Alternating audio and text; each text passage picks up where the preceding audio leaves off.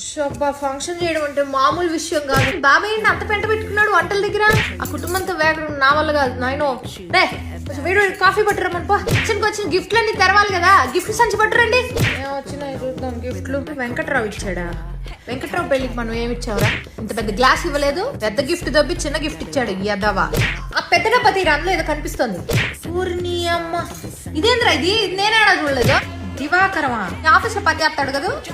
అతి తెలివి ప్రదర్శించద్దని చెప్పండి వాడికి. ఏంటదే ఫోటో ఫ్రేమ్లు వచ్చాయమ్మా.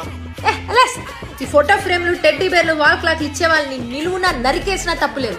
తీసుకెళ్ళి అట్టపెట్ల పడేపా. వీడి గంట కొన్నాడా కొట్టేశాడా?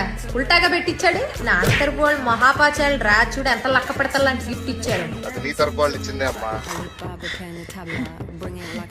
ఇంకో కాఫీ పట్టపా. ఎలాగైనా అదిరి చచ్చారు. చెల్లి పెళ్లికి మాత్రం మండపం బయట బోర్డు పెట్టాలరా, బొకేలు నాట్ అలౌడ్ అని. ప్రతి వాడు బొకే